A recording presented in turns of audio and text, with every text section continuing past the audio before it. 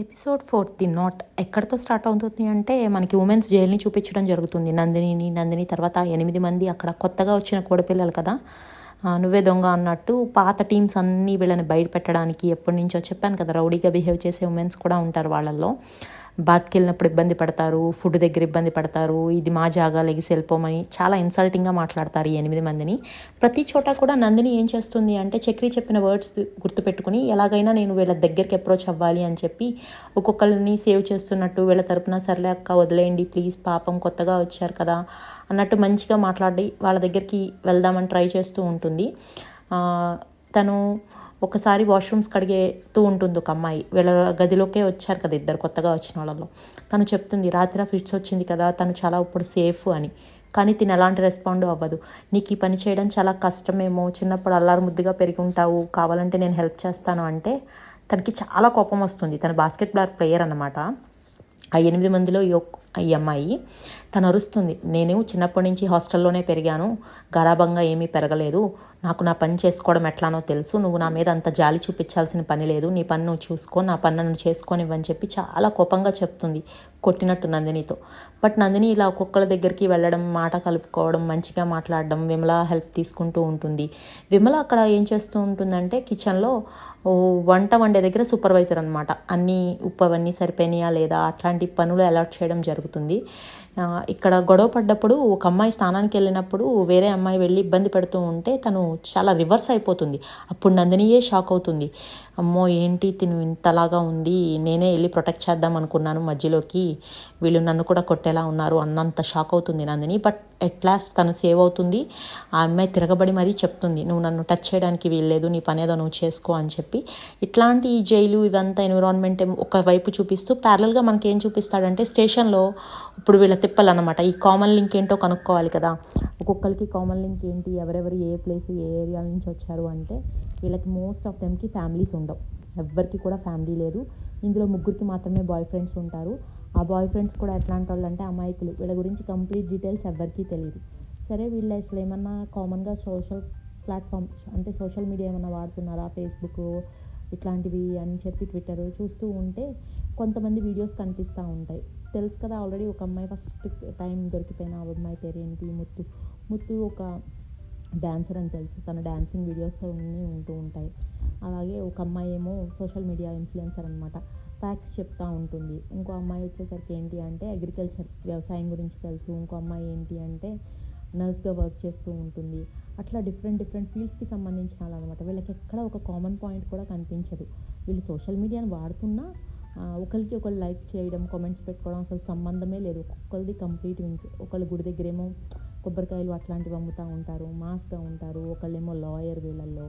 So అమ్మాయిలకి ఎక్కడ common connecting point అనేది కనిపించదు. చక్రి చాలా షాక్ అవుతాడు.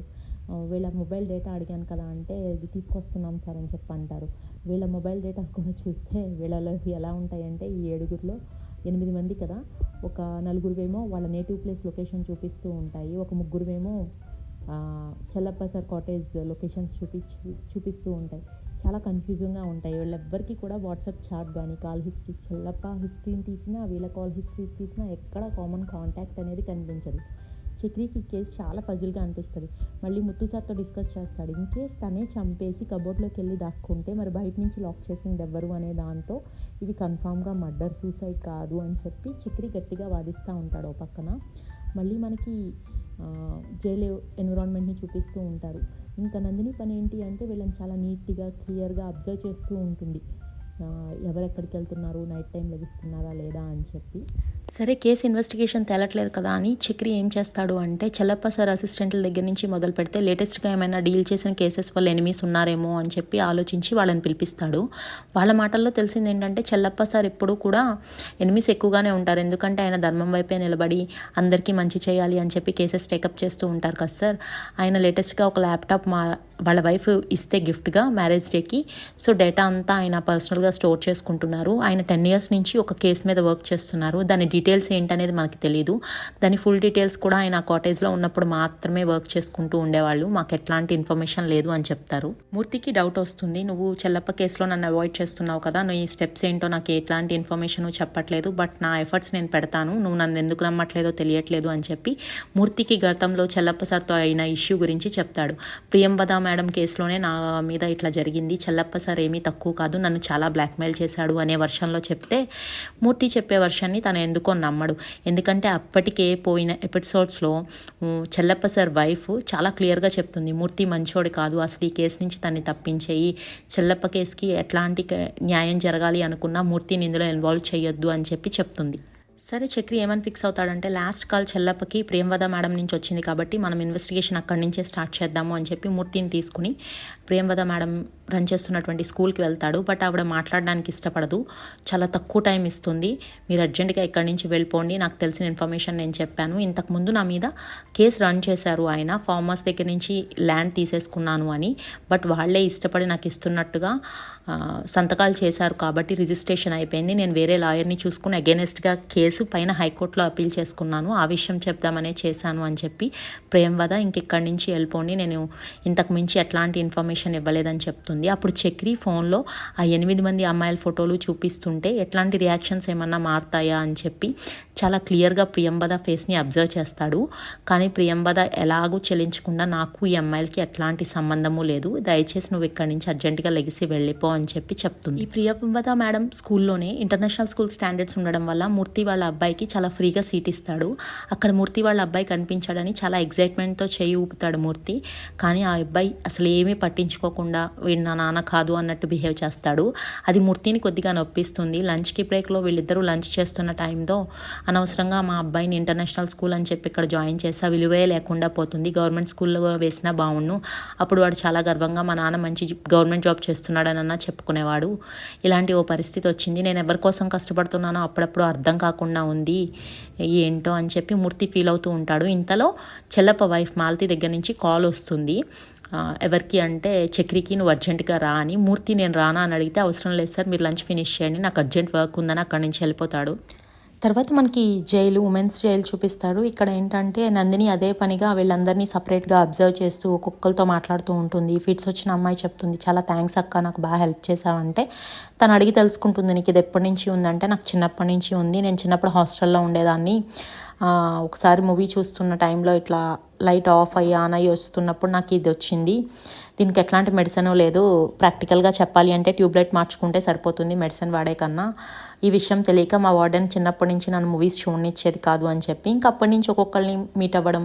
ఆ రోజు విమలాకి చెప్తుంది, ఏమనంటే నా వర్క్ అంతా నువ్వే చేసాయి, నాకు చిన్న పని ఉందంటే పోలీసు వాడు చెప్పిన పనే కదా వెళ్ళి చూసుకో అంటుంది విమల.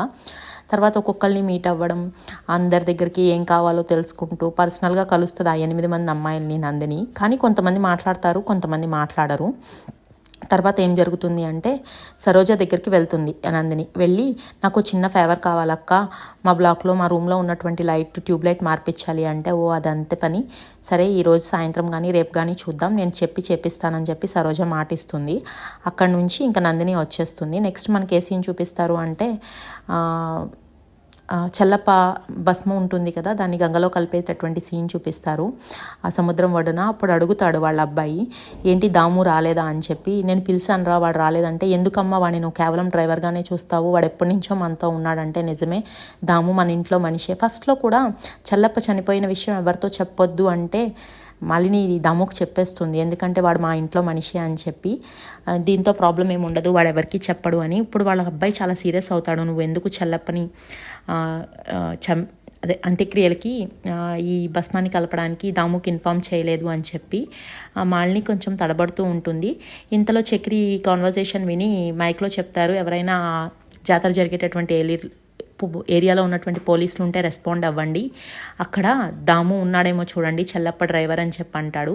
అప్పుడు ఒక అతను రెస్పాండ్ అయ్యి నేను తను ఆ ఏరియాలో చూశాను, అక్కడే ఉన్నాడు అని చెప్తే, ఇప్పుడు ఎక్కడ ఉన్నాడో లేదో తెలియదు సార్, బ్రిడ్జ్ కింద ఉండడం మాత్రం నేను చూశాను అని చెప్తాడు. సరే, ఇంతలో తను పెట్టేసి చక్రి వెతకటూ ఆ ప్లేస్కి వెళ్తాడు. జాతరలోంచి వెళ్తే తను ఒక డ్యామ్ దగ్గర ఒక విషయాన్ని గమనిస్తాడు. ఏంటి అంటే దాము నీళ్ళల్లో మునిగి వేషం తీసేసి కడిగేస్తూ ఉంటాడు.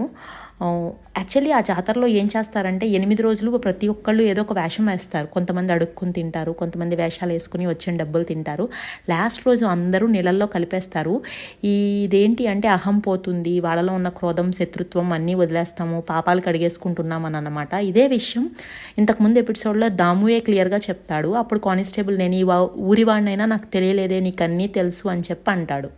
చక్రి దాముని ఫాలో చేస్తూ ఎక్కడున్నాడో తెలుసుకోవడానికి వెళ్తున్నప్పుడు చెప్పాను కదా, దాము ఆ నీళ్లలో మునగడం అనేది చూస్తాడు.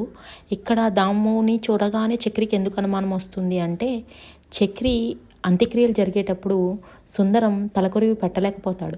ఆ నిమిషంలో చాలా ఎమోషనల్ అవుతూ ఆ కర్రని తను కూడా వెళ్ళి పట్టుకుంటాడు. పట్టుకునేటప్పుడు తను ఏదైతే అమ్మవారి చేస్తున్నాడు కదా జాతరలో వేషం, ఆ వేషానికి తగ్గ తాయెత్తుని ఆ చేతి నుండి తెంపేస్తాడన్నమాట, ఆ తాడులా కట్టుకునేదాన్ని. సో అందువల్లే చక్రికి దాము మీద అనుమానం వస్తుంది. నువ్వు ఏం కడుక్కుంటున్నావు అంటే నేను వేషం తీసేస్తున్నాను అంటాడు. అసలు నువ్వు వేషమే వేయట్లేదు కదా, అయిపోయింది కదా, నువ్వు మైలుపడ్డావు కదా, అంత్యక్రియలకు వచ్చావు కదా, తలకొరివి పెట్టావు కదా అని అడిగినప్పుడు దాములో కంగారు మొదలవుతుంది. చక్రి నుంచి తప్పించుకుని పారిపోవడానికి ట్రై చేస్తూ ఉంటాడు. చక్రి గట్టిగా అరుస్తాడనమాట, నువ్వు ఏ పాపాన్ని కడిగేసుకుంటున్నావు, ఏ పాపం చేశావో నాతో చెప్పు, నువ్వు చెల్లప్ప గారు చనిపోయినప్పుడు ఎక్కడ ఉన్నావు, నాకు మొత్తం డీటెయిల్స్ చెప్పు అని తన్ని ఇంకా వెంబడిస్తూ ఉంటాడు. తను పారిపోయి ఒక బోట్ వేసుకుని సముద్రంలోకి వెళ్ళిపోతాడనమాట. ఇంతలోకే చక్రికి ఫోన్ కాల్ వస్తుంది. స్టేషన్ నుంచి ఒక కానిస్టేబుల్ కాల్ చేస్తాడు. సార్, చిన్న కేసు గురించి ఇంట్రెస్టింగ్ విషయం తెలిసింది, ఇది యూజ్ అవుతుంది అనుకుంటున్నారు, మీరు స్టేషన్కి రండి అని చెప్పి. సో చక్రి స్టేషన్కి వెళ్ళగానే ఆ కానిస్టేబుల్ చెప్పే విషయం ఏంటంటే, ఈ అమ్మాయిలు 8 మంది కూడా అనాథలు, ఎలాంటి ఫ్యామిలీ బ్యాక్గ్రౌండ్ లేదు, వీళ్ళు ఎక్కడ జాయిన్ అయ్యారు అంటే ఒక ఆర్ఫనైజ్ అనమాట. ఆర్ఫనైజ్ చిన్నపిల్లల్ని పెంచుకునేటటువంటి ఆ సంస్థ తరపున చదువుకున్నారు వీళ్ళు. వీళ్ళకి మదర్ కానీ ఫాదర్ కానీ ఎవ్వరూ లేరు, ఎలాంటి డీటెయిల్స్ లేవు. వీళ్ళు సెప్టెంబర్ 1వ తారీఖు నుంచి సెప్టెంబర్ 10వ తారీఖు లోపు ఒక్కొక్క డేట్న జాయిన్ అయ్యారు. ఎవ్వరికీ కూడా ఇంతకు మించి ఎట్లాంటి కనెక్షను లేదు అని చెప్పి అంటే చక్రి మళ్ళీ ఆలోచనలో పడతారు. అదేంటి, ఇప్పుడు ఎవరైనా వెళ్ళి ఒక హాస్టల్లో జాయిన్ చేస్తున్నప్పుడు గర్ల్స్ హాస్టల్లో at least father name, mother name ఇట్లాంటి డీటెయిల్స్ అడుగుతారు కదా, అసలు ఎట్లాంటి డీటెయిల్స్ లేకుండా వీళ్ళని ఎవరు జాయిన్ చేసుకున్నారు, పోనీ వీళ్ళు ఈ హాస్టల్లో ఉన్నారు ఉంటే వీళ్ళ ఫుడ్ మెయింటెనెన్స్, ఎడ్యుకేషన్ మెయింటెనెన్స్ ఇవన్నీ ఎవరు పే చేశారు నాకు అర్థం కావట్లేదు అంటే ఇంతలో మూర్తి వస్తాడు. నేను నా ఇన్ఫ్లుయెన్స్ యూజ్ చేసి సీక్రెట్గా తెప్పించాను, 3 స్కూల్ని మేనేజ్ చేసి, నాకు తెలిసిన ఇన్ఫర్మేషన్ ఏంటి అంటే ఈ అందరి పిల్లలకి కూడా ఒక ట్రస్ట్ దగ్గర నుంచి డబ్బులు వెళ్తున్నాయి. ఆ ట్రస్ట్ మెంబర్ ఎవరు అంటే ఇక్కడే మనకి రివీల్ అవుతుంది, ప్రియంవద. అప్పుడే మనకి అనౌన్స్ చేస్తారు. ఆ ట్రస్ట్ తరపున జాతరలో ఒక 25 lakhs రూపీస్ చెక్ని ప్రియంవద డిఐజీ చేతుల మీదుగా ఆర్ఫనైజ్ హోమ్కి ఇవ్వడం జరుగుతుందన్నమాట. సో అప్పుడు మనకి క్లారిటీ వస్తుంది. మూర్తిను ఇమ్మీడియట్గా ఇంకా చక్రి వెళ్ళి అక్కడ డయాస్ దగ్గర ఆపోజిట్గా నుంచుని చూస్తూ ఉంటారు. అయితే మేడం గారిని మనం ఖచ్చితంగా విచారించాల్సిందే ఈ విషయమై, ఖచ్చితంగా ఈ అమ్మాయిలకి ఆ మేడంకి సంబంధం ఉంది అని చెప్పి చక్రి ఫిక్స్ అవుతాడు. మూర్తి అంటాడు, ఈసారి నేను రాను, నువ్వే వెళ్ళు అంటాడు.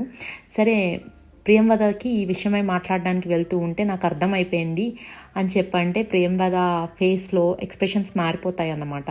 సో అప్పుడు తను చెప్పడం స్టార్ట్ చేస్తుంది, కరెక్ట్గా 10 years ముందు ఏం జరిగిందో నీకు తెలుసా, దేవుడు అని నువ్వు చూస్తున్న చెల్లప్ప రాత్రిపూట ఒకరోజు మా ఇంటికి వచ్చి తలుపు కొట్టాడు. ఏంటి సార్, ఏం కావాలి అంటే నీ మీద కేసు వేయాలనుకుంటున్నాను అన్నాడు. ఎందుకు అని అడిగా నేను. మీ స్కూల్లో పిల్లోడు ఎలా చచ్చిపోయాడో నాకు తెలుసు అని చెప్పాడు. అంటే అవును సార్, అటాప్సీ రిపోర్ట్లో చాలా క్లియర్గా వచ్చింది కదా, తను పైన 2nd floorలోంచి దూకి చచ్చిపోయాడు, వాడు నాటుసారా తాగాడు, గోడ దూకి రావడంతో వార్డెన్ భయపెడుతున్నాడనే భయంతో దూకి చచ్చిపోయాడు, అది వాళ్ళ పేరెంట్స్కి కూడా మేము చెప్పాం, ఇందులో మా స్కూల్ యాజమాన్యం తప్పేమీ లేదు, అప్పటి నుంచి మేము సెక్యూరిటీని పెంచుకున్నాము, పిల్లలు ఎవరు బయటికి వెళ్లకుండా కాపలా కాస్తున్నాము, బ్యాడ్ హ్యాబిట్స్ ఏమీ లేకుండా అని చెప్పింది ప్రియంవద. కానీ చెల్లప్ప నవ్వుతూ, ఇదంతా నువ్వు డబ్బులు తీసుకుని ఇప్పించినటువంటి రిపోర్టు, దీనివల్ల ఎటువంటి యూజు లేదు, అసలు ఒరిజినల్ రిపోర్ట్ నా దగ్గర ఉంది, ఆ పిల్లోడు ఫుడ్ పాయిజన్ వల్లే చచ్చిపోయాడు అని చెప్పి బెదిరిస్తాడు. సరే దీనికి నన్ను ఏం చేయమంటారు అంటే అర్జెంటుగా నువ్వు నాతో బయటికి రా అని చెప్పి ఒక వ్యాన్ దగ్గరికి తీసుకువెళ్తాడు. ఆ వ్యాన్లో ఈ పిల్లల్ని చూపిస్తాడు. 10 మంది పిల్లలు ఒంటి నిండా గాయాలతో ఉంటారు. చిన్న పిల్లలు సార్, అసలు ఎవరు సార్ వీళ్ళంటే, నీకు ఈ డీటెయిల్స్ అన్నీ అనవసరం. ఈ 8 మందిని సంబంధమే లేకుండా 8 హాస్టల్స్లో సపరేట్ చేసేసి నేను ఎప్పుడు కావాలంటే వాళ్ళని అలా కలుసుకోవాలి, నా దగ్గరికి వచ్చేలాగా నువ్వు ఏర్పాటు చెయ్యి, ఆ డబ్బులు మెయింటెనెన్స్ అంతా నీదే అని చెప్పి ప్రియంవదని బ్లాక్మెయిల్ చేస్తాడు. ప్రియంవదకి తన స్కూల్ గ్రో అవ్వడం ఇష్టం అనమాట, తనకి ఆ బిజినెస్ ఎండ్ చేయడం ఇష్టం లేదు. సో అందుకని చెప్పి చెల్లప్పకి దడిచి ఎక్కడ తన మీద కేసు పెట్టి ఈ స్కూల్ క్లోజ్ అయిపోతుందో అనే భయంతో చెల్లప్ప చెప్పినటువంటి దానికి ఒప్పుకుని ఆ 8 మంది మెయింటెనెన్స్ అప్పటి నుంచి కూడా ట్రస్ట్ తరపున ప్రియంవదనే ఇస్తూ ఉంటుంది. ఇక్కడ ప్రియంవద చెల్లప్ప చాలా దుర్మార్గుడు, ఈ 8 మందిని అబ్యూస్ చేశాడనే విధంగా చెప్తుంది చక్రితో. చక్రి దాన్ని నమ్మవలసిన పరిస్థితి వస్తుంది. చక్రికి చాలా కన్ఫ్యూజన్ వస్తుంది. దేవుడిలా చూసినటువంటి ఆయన ఎందుకు ఇలా చెల్లప్ప ఎందుకు ఇలా చేశాడు అనేది అర్థం కాక చక్రి ఒక్కసారిగా షాక్లో ఉండిపోతాడనమాట. తిని ఈ షాక్లో బయటికి రాకుండానే అలా నడుచుకుంటూ జాతర వైపుకి వెళ్ళిపోతాడు. అక్కడ ఒక రాక్షసుడు చేసేటటువంటి నృత్యాన్ని చూస్తూ ఉండిపోతాడు. చెల్లప్ప సార్ని నేను దేవుళ్ళ చూశానే, ఇంత రాక్షసుడా, అసలు ఇంతమంది పిల్లల్ని ఇలా అబ్యూస్ చేశాడా అని చెప్పి షాక్లో ఉండిపోతాడు. చక్రికి అసలు ఒక్క నిమిషం ఏం అర్థం కాదు. తను చిన్నప్పటి నుంచి పెంచుకున్నటువంటి నమ్మకం ఇంత అపనమ్మకం అయిపోయిందా, ఒక దుర్మార్గుడిని నేను నమ్మానా, చెల్లప్ప ఇంత దుర్మార్గుడా, చెల్లప్పలో ఇలాంటి ఒక డార్క్ సైడ్ ఉందా అని చెప్పి షాక్ అవుతూ ఉంటాడు. మనకి వెంటనే ప్యారలల్గా ఏం చూపిస్తాడు అంటే జైల్ సీన్ చూపిస్తాడు. నైట్ టైము సేమ్ తెలుసు కదా, రోజు నందినికి అదే కళ వస్తూ ఉంటుంది, వాళ్ళ బాబాయిని చంపింది, తను ఉలిక్కిపడి లెగడం, వాటర్ తాగడం, ఇది మామూలే. సో అలాగే ఇక్కడ కూడా జరుగుతుంది. ఒక్కసారి అటువైపు చూస్తే కొత్తగా వచ్చిన 2 ఆడపిల్లలు ఉండరు, వాళ్ళు నడుచుకుంటూ ఎక్కడికో వెళ్తూ ఉంటారు. వాళ్ళని ఫాలో అవుతూ నందిని కూడా వెళ్తుంది. వాళ్ళు ఆ జైలు వెనకాల పాడుబడ్డ బంగ్లాలోకి వెళ్తారు. అది రిస్ట్రిక్టెడ్ ఏరియా అన్నమాట. అక్కడ 8 మంది 1 by 1 వెళ్ళి ఒక టీం లాగా కూర్చుని గట్టిగా ఏడ్చి ఏదో ప్రేయర్ చేస్తున్న విధంగా యూనిటీగా ఉంటారు. అప్పుడు నందినికి క్లారిటీ వస్తుంది, 8 మందికి కనెక్షన్ ఉంది అని చెప్పి. అప్పటికే చక్రికి కాల్ చేసి చెప్పాలి ఈ విషయం అని చెప్పి ఫిక్స్ అవుతుంది. ఇక్కడితో మనకి దీన్ని ఎండ్ చేస్తాడనమాట. ఇదే చాలా బిగ్ ఎపిసోడ్ అనమాట, టర్నింగ్ పాయింట్ అని చెప్పుకోవాలి. 4th ఎపిసోడ్ మనకి అందరికీ ఉన్న కనెక్షన్స్ ఏంటి అనుకుంటూ ఉంటాం కదా, యాంగ్జైటీగా చూస్తూ ఉంటాము. అవన్నీ ఇక్కడితో రివీల్ అయిపోతాయి, తెలిసిపోతుంది ఎవరేంటి అనేది. చెల్లప్ప బ్యాడ్ పర్సన్ అని ప్రియంవద రివీల్ చేయడం, చక్రి షాక్లోకి వెళ్ళడం, 8 మంది కలిసి యూనిటీగా కావాలనే చేశారనే విషయం తెలుస్తుంది. నందినికి కూడా అర్థమవుతుంది 8 మందికి కనెక్షన్ ఉంది, ఖచ్చితంగా వీళ్ళందరూ కావాలనే ఏదో ప్లాన్ చేస్తున్నారనే విషయం తెలుస్తుంది మనకి. తర్వాత ఇంకా ఇప్పుడు వరకు మనం ఎదురు చూసే విలన్ చెల్లప్పనేమో అనే అనుమానం కలిగిద్దని మనకి ఈ ఎపిసోడ్తో. అలా కంక్లూడ్ చేశాడు దీన్ని. ఇది కొంచెం పెద్ద ఎపిసోడు ప్లస్ టర్నింగ్ నాట్, నిజంగా ముడి అన్నిటికీ ఉన్న చిక్కుముడి లాంటిది అన్నమాట. ఒక ట్రాన్స్లోకి తీసుకెళ్ళిపోతుంది. ఖచ్చితంగా డైలమాలో పడతాం. చెల్లప్పని ఇప్పటి వరకు దేవుళ్ళ చూసాం కదా, డెవిలా అని.